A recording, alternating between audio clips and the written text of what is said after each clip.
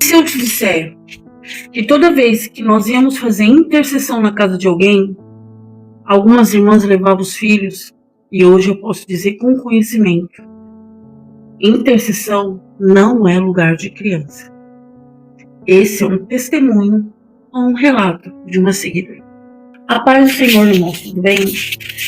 Eu sou serva do Senhor há 30 anos, um pouco mais.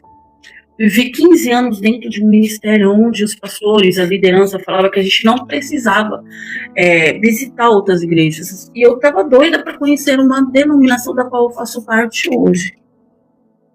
Até que fui, visitei, gostei, fui me sentindo bem, senti a presença de Deus. E com o tempo o Senhor me deu a direção e a permissão para mudar para esse ministério. Chegando lá, irmãos, uma igreja pequenininha, do jeito que eu gosto, mais acolhedora. Eu não gosto muito de igreja grande, porque eu tenho, às vezes, uma ideia diferente. Eu gosto de igreja pequena, mais bairro. E aí entrei, tinha um círculo de oração, sempre fiz parte. E eu vi que as irmãs me colocaram, a pastora me colocou no círculo de oração, mas eu não vi as irmãs se reunindo para orar. Porque na igreja que eu estava, normalmente sexta-feira de manhã a gente levantava oração, no sábado a gente fazia oração, no domingo eu tinha a consagração, culto à noite, e na semana eu tinha os trabalhos, porque eu era do círculo de oração. Então assim, tinha ensaio quando estava na época mais de festividade, mas normalmente a gente se juntava muito para orar. E eu achei estranho que nessa igreja que eu estava fazendo parte, as irmãs não oravam muito. Orava para começar o ensaio, orava ali, às vezes, alguma coisa que a liderança sentia, e terminava o ensaio, terminava a oração e ia embora. Porém, chegou um momento que a pastora, né, junto com a irmã antiga também, que a gente fala anciã, falou que a gente vai fazer a obra de intercessão. Nossa, eu me alegrei, porque eu amo a obra de intercessão. Irmãos, eu peguei e falei, olha, para a gente fazer a obra da intercessão aqui, precisamos nos revestir, porque não é fácil o que a gente vai encontrar lá fora. Nossa, quase fui engolida viva, porque eu dei a entender que as irmãs não tinham vida no altar, que as irmãs não oravam, e eu tentando explicar que a gente que trabalha com intercessão necessita urgentemente estar revestida com a vida muito forte no altar, para que a gente possa aguentar a luta que vai vir de frente. Enfim, irmão. Aí tinha irmãs que têm filhos menores, né, às vezes já pré-adolescente, e quando a gente começou a fazer a obra da intercessão, as irmãs levavam os filhos. E aí numa reunião das irmãs, um dia que a gente se juntou, eu falei, olha gente, se a criança também não tiver vida no altar, não tiver capacitada, é uma criança, ela não deve estar em intercessão. Nossa, mais uma vez eu ouvi um monte, porque eu estava querendo tirar as crianças do reino, eu não estava querendo ensinar as crianças a servir o evangelho. Enfim, irmãos, ali eu me calei, não falei mais nada. Eu continuei buscando a minha vida perto do altar, procurei me consagrar, jejuar, para que eu pudesse estar ali quando chegasse a hora da intercessão. Pois é, esse dia chegou. Nós chegamos na porta da igreja, estavam algumas irmãs lá, e uma delas estava com um filho de uma base de uns 7, 8 anos.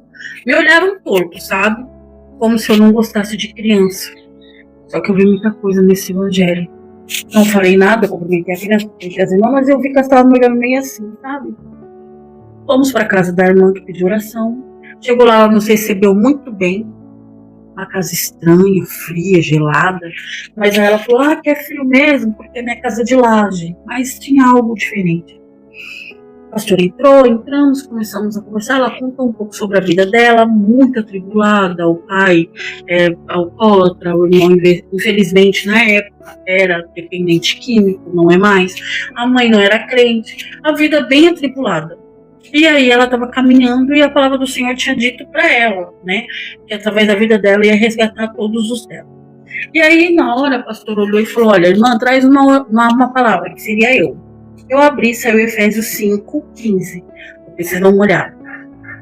Eu fiquei com uma cara de, meu Deus, o que o Senhor está dizendo? Tem coisa aqui. Já me preparei, já comecei a baixar a cabeça e orar. As irmãs olharam para mim, tipo, o que tem a ver essa palavra com a situação? Irmãos, começamos a orar. Comecei a ouvir barulho de trincar as coisas. Parecia que copos estavam trincando. Os copos estavam trincando.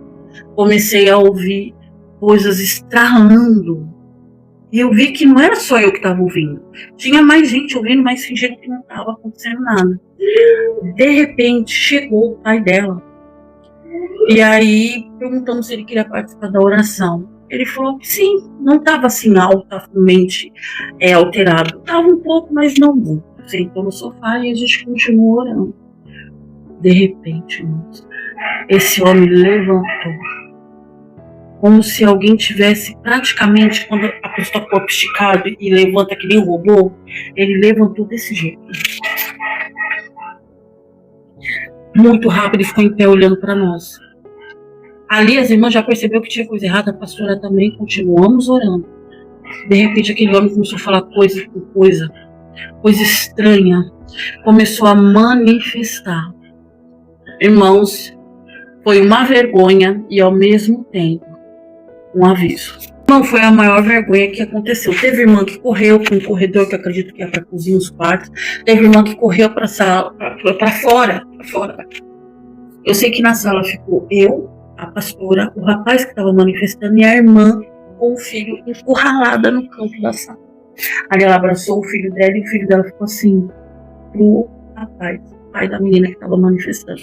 A menina ficou distante, assistindo tudo, e ele começou a falar coisas que a gente não entende, né? Uma linguagem que não entende, onde ele babava igual um cachorro com raiva, mas ele olhava o olho da criança, e a criança assim. Eu sei que nós terminamos, em nome de Jesus conseguimos expulsar. Fomos embora, a pastora falou que precisaria levantar uma campanha em prol daquela família, para as irmãs que iam preparar o dia, tudo bonitinho. E na hora que saímos da casa da irmã, a gente passou vergonha, porque as irmãs estavam tudo para fora. Não, Deus me livre, não. Ai, nossa, Deus me livre, eu tenho medo disso. Gente, intercessão não é brincadeira. Eu vi que aquela criança não abriu a boca. E aí a pastora olhou para mim e também não disse nada. Ali eu comecei a puxar assunto com a criança, para ver se ela, né, falava alguma coisa, que ela, né, fosse colocar para fora o que ela estava sentindo. Ali ela não disse nada, ela só ouvia e balançava a cabeça. A irmã começou a ir para o culto, aonde não ia o filho. Quando estava a mulher, o marido estava em casa com a criança. Quando ela estava em casa, o marido estava no culto. Porque simplesmente o menino criou um medo, um pavor. Ela falou que a criança não anda no escuro, a criança, qualquer barulho fica amedrontada, a criança tem medo de igreja, qualquer tipo de religião que vai mexer no mundo espiritual, ela tem medo. Eu e a pastora fomos lá, oramos pela vida daquela criança, falamos que Deus era maior. Irmãos, a criança criou um medo. Hoje é um adulto, educadíssimo, lindo, porém ele não vai para a igreja ainda, porque ele tem muito medo. Irmãos, muito medo. O menino, o rapaz, né? Não é de bagunça, não é de noitada, balada, essas coisas, mas ele criou um medo muito grande de não ir para a igreja, com medo de ver alguma coisa. Se aquela mulher não tivesse levado aquela criança, tivesse deixado com o marido, isso não teria acontecido. Não estou culpando ela, mas o mundo espiritual é sério. Não é lugar de criança. Se a criança não está com a vida no altar, porque ela é uma criança também, não é para estar fazendo. Tem crianças, tem pessoas adultas que não estão capacitadas a quem dirá criança. Como resposta disso, um homem lindo, adulto, educado, mas não consegue pisar na igreja porque tem muito medo. Medo de tudo. Virou um homem medroso. Esse é um relato, um testemunho de uma irmã do círculo de oração.